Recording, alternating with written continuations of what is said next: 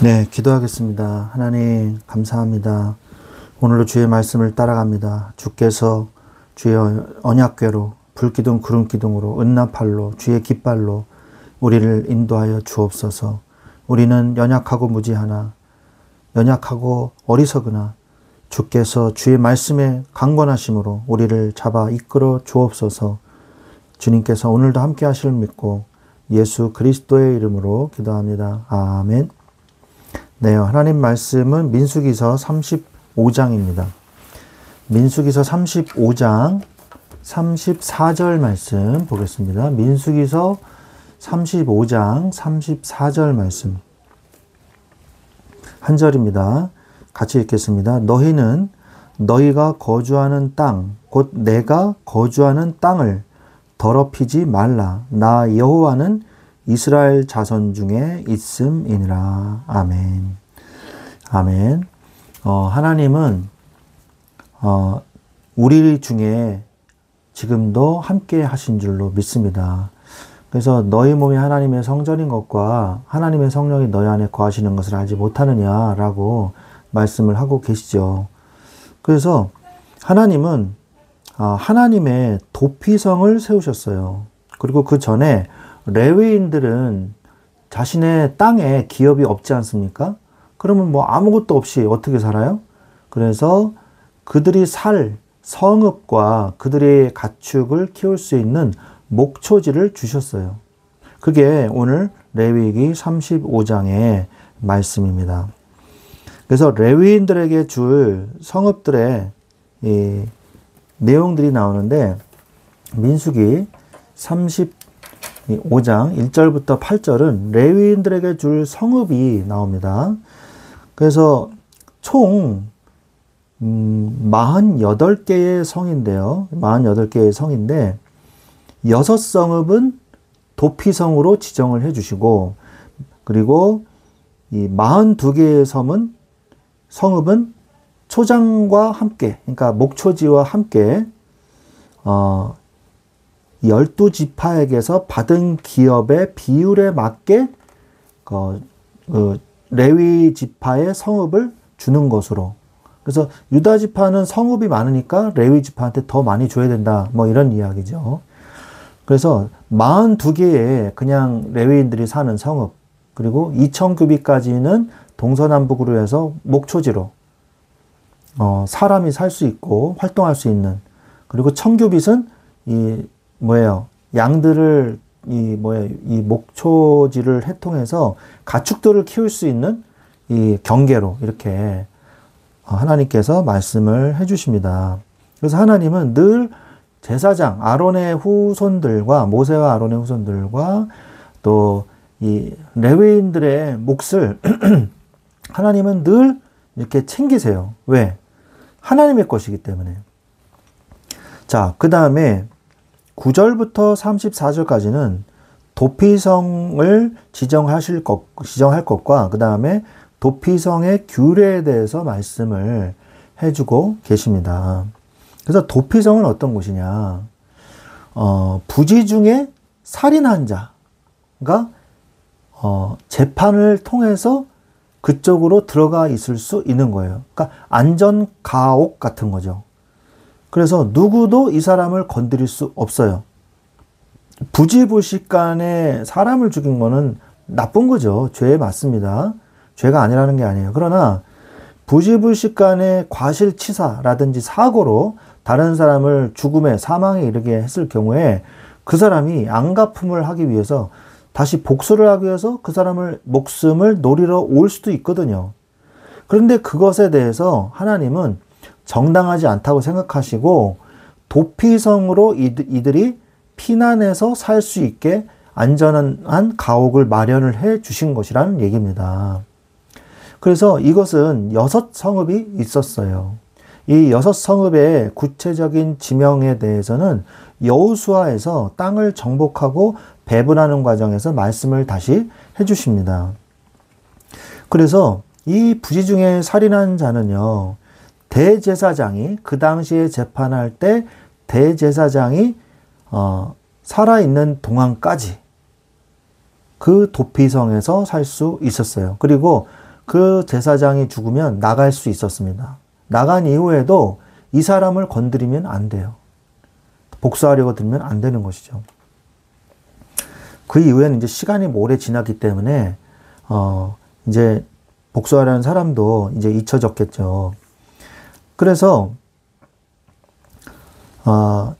이 사람이 도피성에 가 있는 동안은요, 속전으로도 이 사람의 죄를 사할 수가 없습니다. 그냥 도피성에 들어가 있어야 돼요. 속전으로 사할 수는 없습니다. 도피성에 들어가 있어야 돼요. 대제사장이 죽을 때까지는. 자, 그러면서 무엇을 말씀하시냐? 우리가 이 말씀을 통해서 도피성의 규례와 그 다음에 레위인들의 성읍을 통해서 제사도 고의로 지은 살인죄는요, 제단에서라도 잡아내려서 죽여야 한다고 성경을 말씀을 하고 계세요. 그러니까 고의로 지은 살인죄는 속죄죄나 속건죄로도 용서가 안 된다, 이렇게 얘기하는 거예요. 그래서 우리가 죄에 대해서 경각심을 가져야 될 게 뭐냐? 구약 성경에서는 고의로 지은 죄, 고의로 사람을 죽인 죄는요, 제사로도 속죄가 안 되는 거예요. 이 사람은 어떻게 해요? 반드시 죽여야 돼요. 고의로 사람을 죽였다. 이 사람은 일부러 죽였다. 이 사람은 그 사람 자신의 목숨으로 속죄를 받아야 된다는 얘기죠. 자, 그래서 출애굽기 21장 14절에 그 내용이 나오거든요. 아무리 속죄죄, 속건죄라 할지라도 고의로 지은 살인죄는 제단에서라도 잡아내려라. 이 사람이 제단에 있어도 끌어내려가지고 죽여라. 이렇게 말씀을 하고 계시고, 민수기서 15장 30절에서도요, 고의로 지은 죄는 백성 중에서 끊어질지니라. 끊어지게 될 것이다. 그게 뭐예요?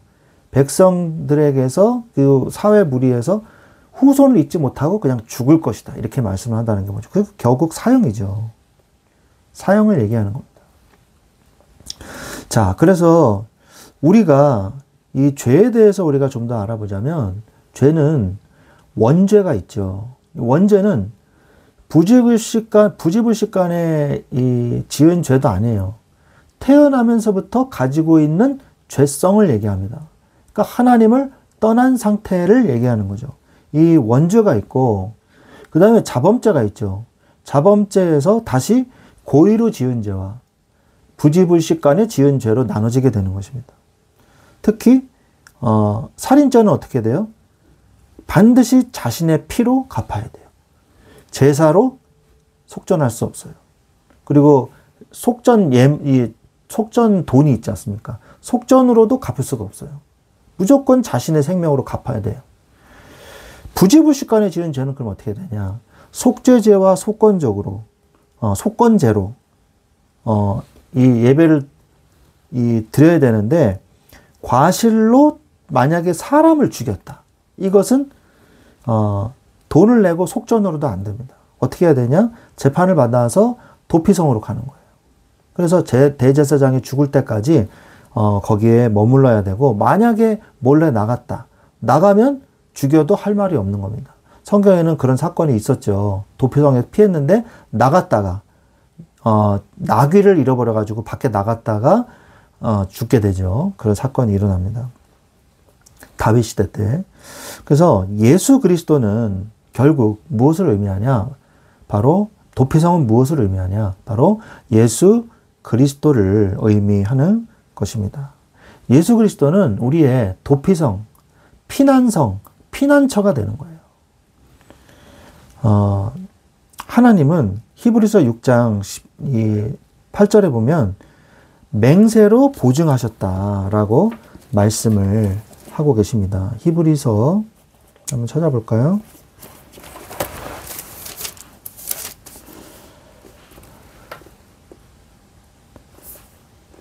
히브리서 6장 18절에 보면, 이는 하나님의 거짓말을 하실 수 없는 이 두 가지 변하지 못한 사실로 말미암아. 두 가지 사실은 뭐냐면 맹세와 보증이죠. 앞에 있는 소망을 얻으려고 피난처를 찾은 우리에게 큰 안위를 받게 하려 하심이라. 우리가 이 소망을 가지고 있는 것은 영혼의 닭 같아서 튼튼하고 견고하여 휘장 안에 들어가나니. 이렇게 말씀을 하고 계십니다. 그래서 소망을 얻으려고 피난처를 찾은 우리에게, 이 피난처가 도피성이거든요. 그래서 예수 그리스도는요, 우리의 도피성이 되셨다 하고 히브리서에서 말씀을 하고 계십니다. 히브리서는 유대인들에게 주는 이 성경이잖아요. 그래서 유대인들이 잘 이해할 수 있게끔 예수 그리스도를 선포하고 계시는데, 바로 그 피난성, 피난처, 도피성이 예수 그리스도시라는 것을 성경은 말씀하고 계시는 것입니다. 그래서 우리는 우리의 죄를 스스로 갚을 수가 없어요. 그 죽음으로써 죄를 갚으라 그랬는데, 사실은 죽어도 사실은 죄를 갚을 수 없죠. 그들이 최선으로 할 수 있는 거는 자신이 사형당하는 것밖에 없어요. 근데 죄는요, 그것으로도 용서받을 수가 없어요. 그래서 죽어서도 가는 곳이 어디예요? 지옥인 것이죠. 그래서 우리의 죄를 씻을 수 있는 방법은 우리가 죽어도 갚을 수가 없어요. 우리의 영혼이 죽어야 돼요. 그게 지옥이거든요. 그것을 해결할 수 있는 길, 뭐가 있을까요? 바로 오직 예수 그리스도밖에 없는 것입니다. 오직 예수 그리스도만이 우리의 죄 문제를 해결할 수 있는 분이신 것입니다.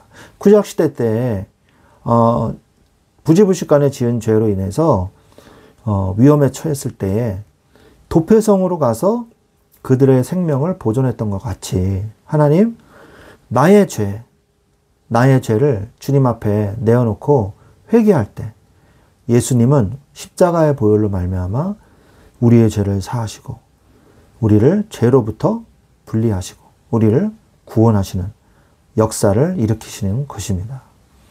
우리도 우리의 삶에서 도피성과 같은 그리스도 안에서 늘 안식하고 그리스도 안에서 참 평안을 누리는 여러분들이 되시기를 주 예수 그리스도의 이름으로 축원드립니다.